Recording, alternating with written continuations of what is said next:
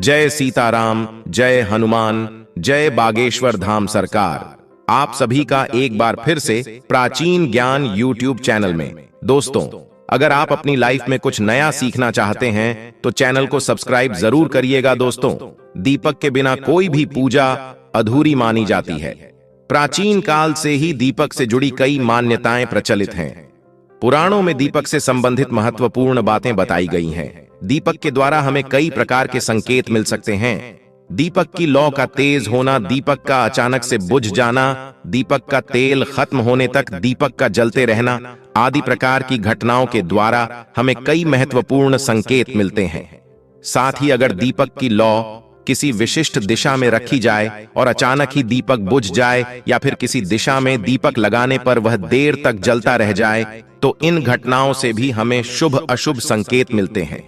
जैसे कि आपके पास धन आने वाला है या फिर आपके धन का खर्च होने वाला है या आपको कोई शुभ है अशुभ समाचार मिलने वाला है। आइए जान लेते हैं दीपक से जुड़े महत्वपूर्ण नियम और इससे मिलने वाले शुभ अशुभ संकेतों के बारे में। तो कमेंट बॉक्स में लिखें जयमान लक्ष्मी। दोस्तों, दीपक को हिंदू धर्म के पुराणों और शास्त्रों में बहुत अधिक महत्व दिया गया है। साथ ही दीपक लगाने से संबंधित कई महत्वपूर्ण नियम भी बताए गए हैं।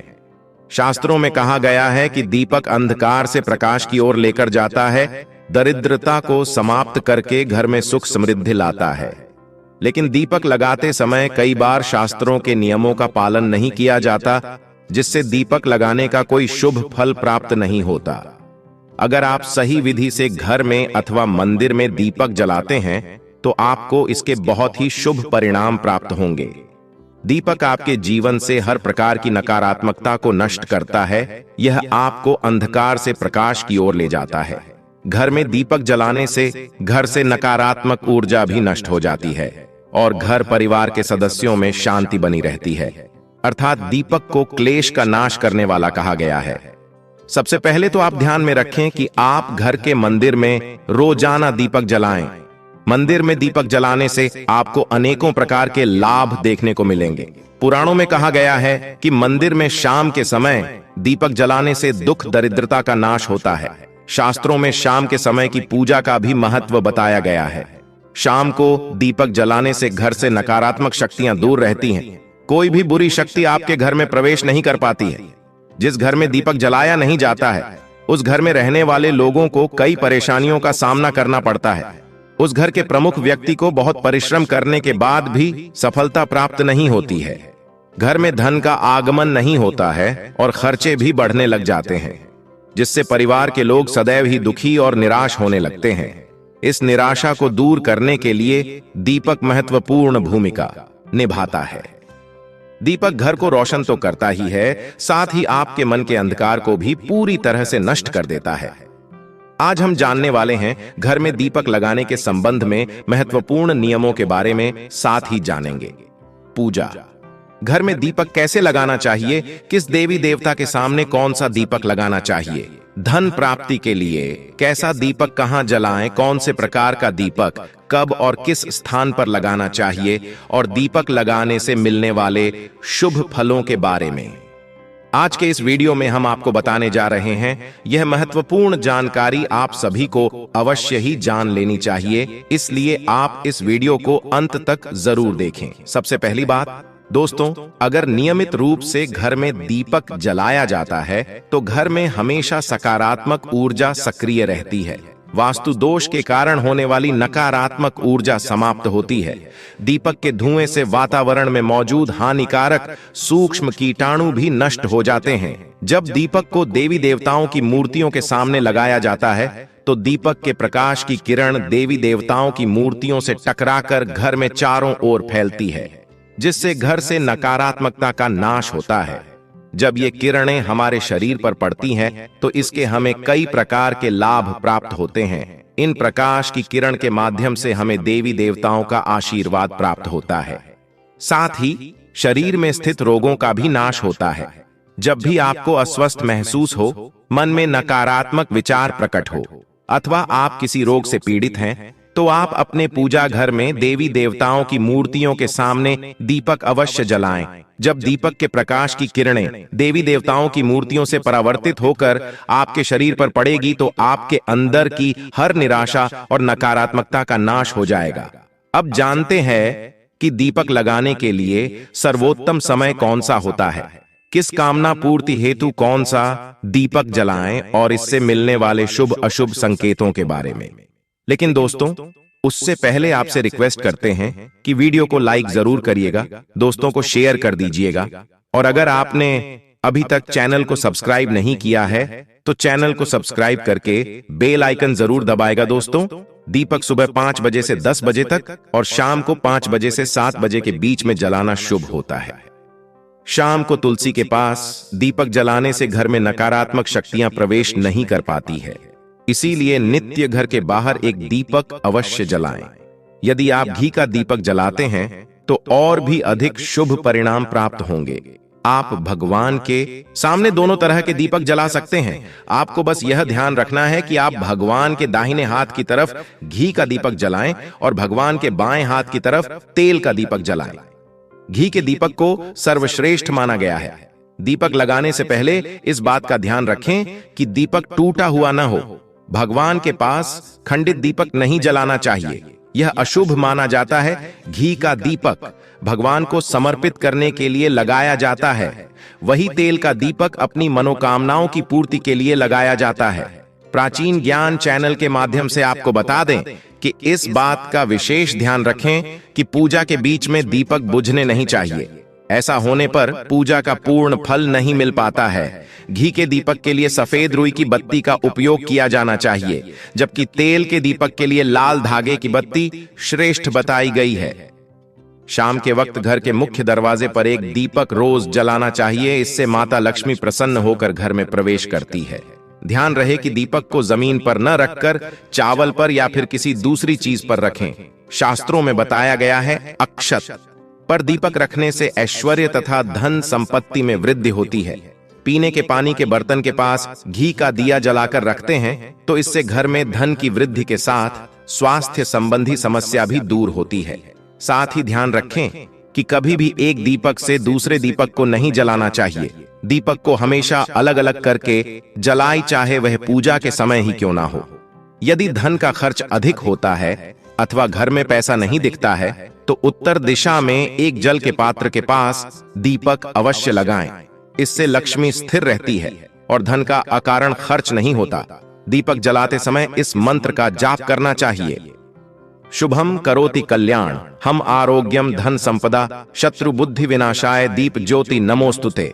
इस मंत्र का सरल अर्थ यह है कि शुभ और कल्याण करने वाली, आरोग्य और धन संपदा देने वाली, शत्रु बुद्धि का विनाश करने वाली दीपक की ज्योति को नमस्कार है। शास्त्रों की मान्यता है कि मंत्र जाप के साथ दीपक जलाने से घर में सुख समृद्धि बनी रहती है और सभी प्रकार के वास्तु दोष दूर होते हैं। आइए अब जानते हैं अलग अलग दिशाओं में दीपक जलाने का क्या लाभ मिलता है। यदि आप दीपक की लौ पूर्व दिशा की तरफ रखते हैं तो आरोग्य में वृद्धि होती है।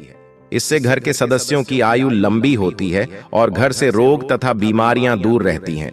वास्तुशास्त्र के अनुसार पश्चिम दिशा में दीपक की लौ रखने से मानसिक परेशानियों से छुटकारा मिलता है। यदि परिवार के सदस्यों को किसी भी प्रकार का तनाव या मानसिक पीड़ा रहती है तो पश्चिम दिशा में रोज एक दीपक अवश्य जलाएं। उत्तर दिशा धन के देवता कुबेर की दिशा है। इस दिशा में दीपक की लौ रखने से धन से जुड़ी समस्याएं समाप्त होने लगती हैं और आर्थिक स्थिति मजबूत बनती है। लेकिन दक्षिण दिशा की तरफ दीपक की लौ नहीं रखनी चाहिए क्योंकि यह मृत्यु की दिशा है। इस दिशा में दीपक की लौ तभी रखी जाती है जब किसी की मृत्यु होती है। आप जानते हैं दीपक से जुड़े संकेतों के बारे में प्राचीन ज्ञान चैनल के माध्यम से आपको बता दें कि यदि पूर्व दिशा में आप दीपक की लौ रखते हैं और दीपक की लौ अचानक ही बढ़ने लगती है तो इसे बहुत ही शुभ संकेत समझना चाहिए। आपको किसी रोग अथवा लंबे समय से चल रही बीमारी से छुटकारा मिल सकता है अथवा आप अपना ज्यादा अच्छी तरह से ख्याल रखेंगे। लेकिन यदि इस दिशा में दीपक लगाने पर तुरंत बूझ जाता है तो आपको स्वास्थ्य संबंधी परेशानी उठानी पड़ सकती है। अथवा किसी कार्य में असफलता का सामना करना पड़ सकता है। यदि आप उत्तर दिशा में दीपक जलाते हैं और दीपक की लौ बढ़ने लगती है तो आपके लिए यह बहुत ही बड़ा शुभ संकेत है। यह धन की प्राप्ति होने का संकेत माना गया है। और यदि इस दिशा में लगाया हुआ दीपक तेल खत्म होने तक जलता है और बाती ही शेष रह जाती है तो आपको व्यापार में अथवा किसी कार्य में फायदा होने का संकेत माना गया है। और दोस्तों, आप हनुमान चालीसा का पाठ कीजिए, रामायण का पाठ कीजिए, भगवत गीता का पाठ कीजिए या फिर दुर्गा का पाठ कीजिए। इन सभी पूजा पाठ को करने से पहले सबसे पहला काम हम दीपक जलाने का ही करते हैं।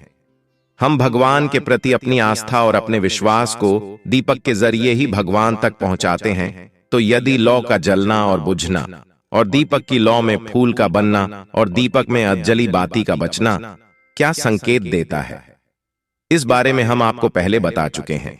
अब बात करते हैं दीपक की जली हुई बात का। हमें क्या करना चाहिए?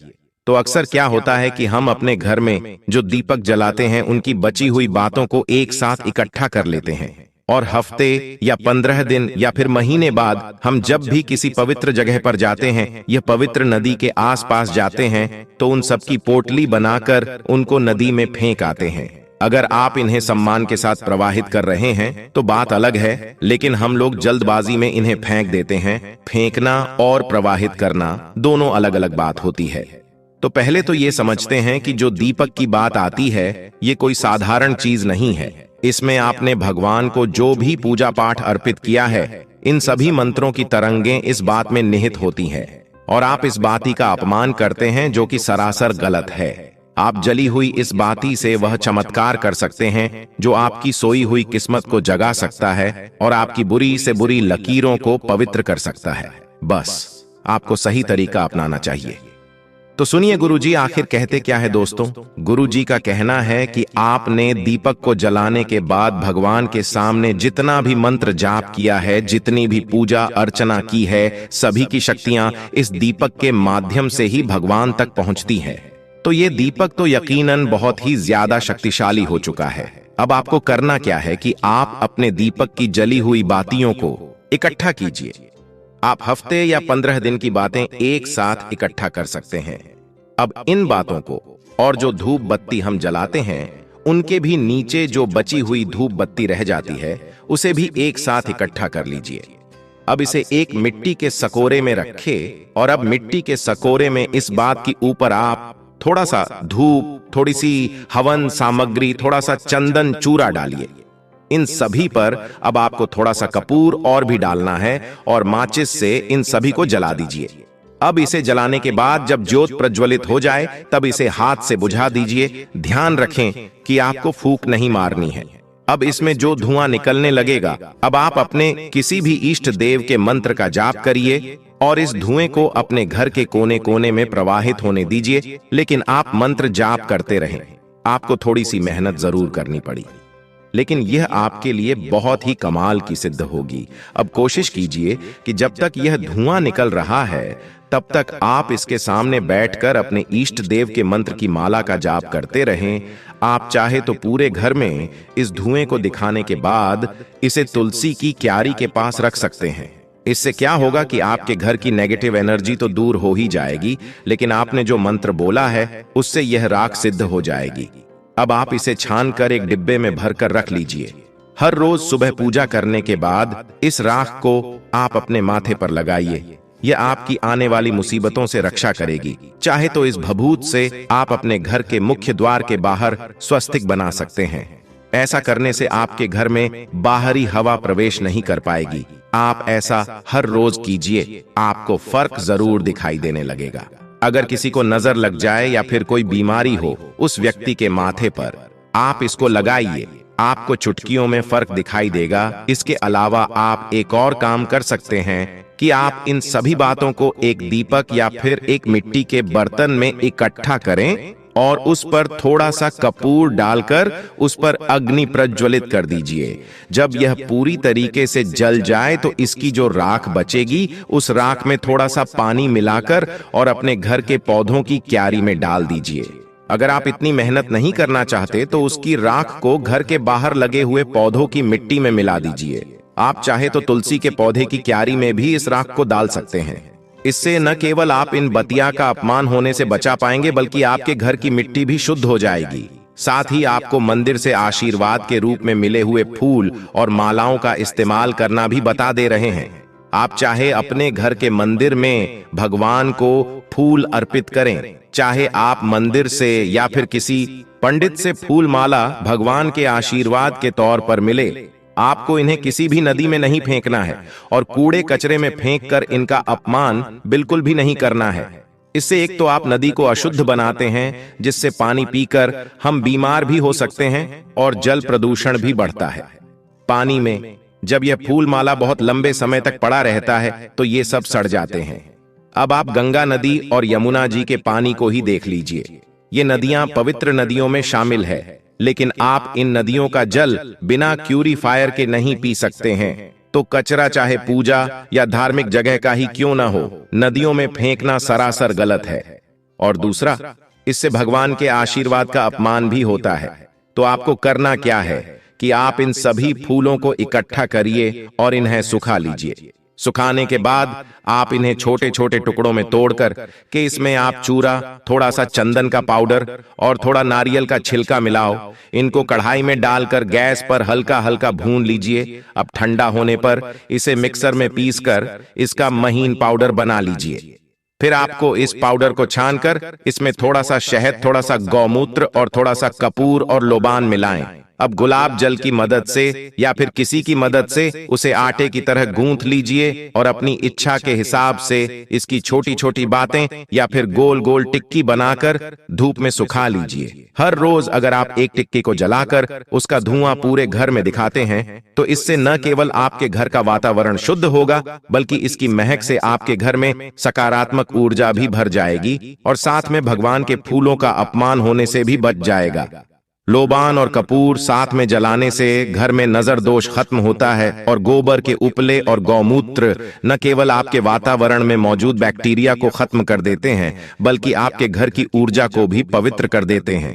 आगे से कभी भी भूलकर भी दीपक की जली हुई बातें और भगवान पर चढ़े हुए फूल माला का अपमान न करें और गुरु जी के बताए हुए उपाय आप जरूर करिए, आपको लाभ जरूर मिलेगा। तो उम्मीद करते हैं दोस्तों, गुरु जी की बताई हुई ये बातें आपको जरूर पसंद आई होगी। अगर आपको यह वीडियो अच्छी लगी हो तो वीडियो को लाइक जरूर कर दीजिएगा और कमेंट बॉक्स में जय श्री राम, जय बागेश्वर धाम सरकार, जय हनुमान जरूर लिखें और इसे ज्यादा से ज्यादा शेयर करें ताकि बाकी लोगों तक भी पहुंच जाए। तो मिलते हैं अगली वीडियो में, तब तक आप अपना ध्यान रखें, स्वस्थ रहें, सुरक्षित रहें। धन्यवाद।